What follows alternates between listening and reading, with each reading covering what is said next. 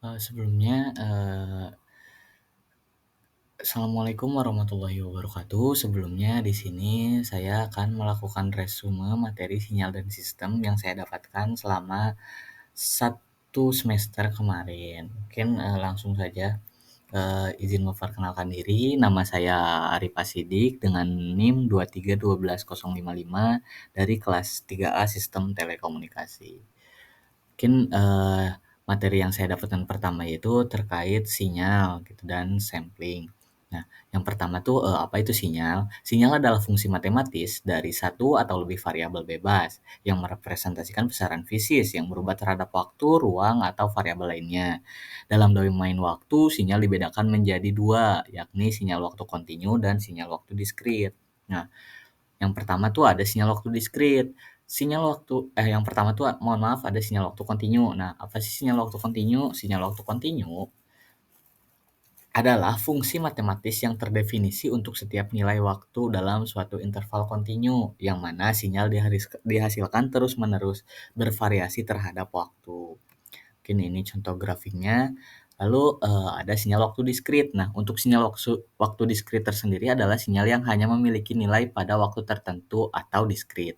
Dinyatakan sebagai X terhadap N, di mana N adalah bilangan integer. Sinyal ini dihasilkan melalui proses pencuplikan atau sampling.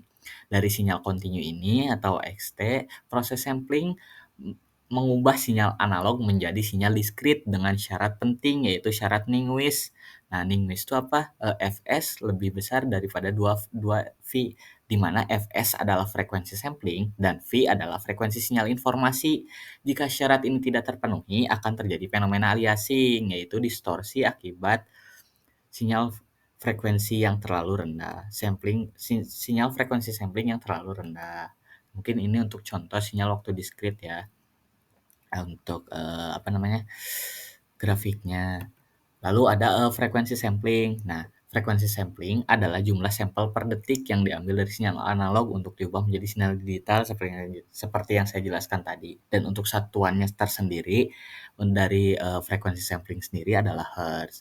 Nah, dalam frekuensi sampling ini, harus terdapat teorema Nyquist. Nah, teorema Nyquist itu apa? Teorema Nyquist terjadi agar sinyal dapat direkonstruksi tanpa distorsi, lalu, frekuensi samplingnya lebih besar atau 2 kali frekuensi sinyal tertinggi. Lalu, jika tidak memenuhi akan terjadi aliasing atau distorsi. Untuk contohnya, frekuensi manusia tersendiri ada di 20 kilohertz. Nah, setelah disampling, frekuensi samplingnya minimal adalah 40 kilohertz. Nah, untuk penerapan tersendiri, frekuensi sampling ini ada di mana sih? Ada di pertama audio CD, yang kedua ada video digital, yang ketiga ada di telepon. Nah, lalu lanjut, materi selanjutnya yang saya dapatkan adalah transformasi Fourier. Nah, transformasi Fourier ini adalah alat matematika yang digunakan untuk mengubah sinyal dari domain waktu ke domain frekuensi. Ini sangat berguna untuk menganalisis komponen frekuensi dalam sinyal. Nah, di transformasi Fourier juga terdapat 2 jenis. Mungkin jenis yang pertama itu adalah discrete Fourier transform atau DFT. DFT mengubah sinyal diskrit dari domain waktu ke domain frekuensi dengan rumus tersendiri X terhadap K N E N N sama dengan 0, XNE kurangi J. Nah, XN untuk penjelasannya, XN adalah sinyal diskrit dalam domain waktu, XK adalah sinyal dalam domain frekuensi, dan N adalah jumlah sampel dengan kompleksitas O dalam kurung N kuadrat. Lalu, ada fast Fourier transform. FFT adalah algoritma yang menghitung DFT dengan cara yang jauh lebih efisien dengan kompleksitas O n log n. Nah, prinsip utamanya itu membagi dan menaklukkan divide dan conquer. Lalu, memanfaatkan simetri periodisitas eksponensial kompleks.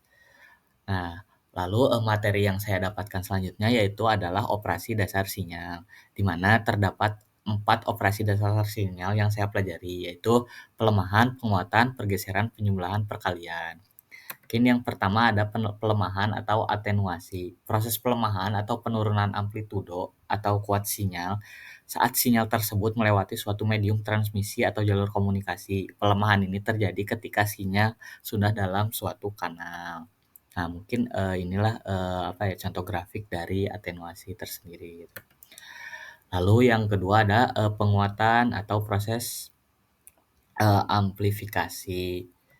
Nah, mungkin, ini contoh dari, proses penguatan sinyal gitu. Yang tadinya grafiknya dari -1 ke 1 menjadi -2 ke 1 gitu. Dengan, sinusoidal yang lebih padat. Lalu ada pergeseran atau delay. Nah, proses sinyal yang tiap nilai atau sampelnya dipindahkan ke waktu yang lebih lambat atau lebih cepat. Pergeseran ini digunakan untuk memproses sinyal, mengatur fase sinyal, dan sebagainya.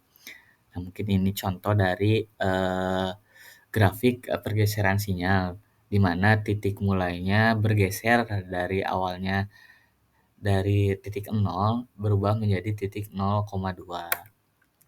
Lalu ada penjumlahan, operasi untuk menggabungkan amplitudo untuk 2 atau lebih sinyal pada setiap titik waktu.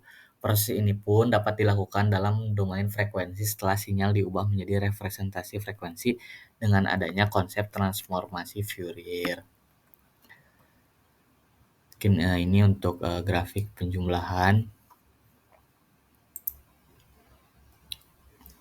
Mungkin lanjut, ada perkalian. Nah, operasi sinyal yang melibatkan 2 atau lebih dengan melakukan perkalian sinyal pada setiap waktu yang sesuai dengan suatu konstanta. Proses ini dilakukan pada aplikasi pemrosesan sinyal seperti modulasi atau pemfilteran. Pada domain frekuensi, proses perkalian ini dilakukan dengan mengalihkan komponen frekuensi dari masing-masing sinyal setelah sudah diubah ke representasi frekuensi. Nah, lalu, materi selanjutnya yang saya dapatkan adalah, konvolusi dan sistem LTI. Nah, untuk yang pertama tuh apa itu konvolusi? Konvolusi adalah operasi matematika yang menggabungkan 2 sinyal untuk menghasilkan sinyal baru.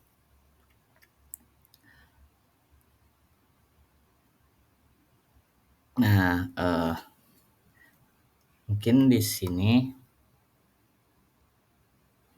terdapat, contoh dari, rumus, konvolusi tersendiri. XT yaitu sinyal input, HT yaitu, respon impuls sistem, dan YT adalah sinyal,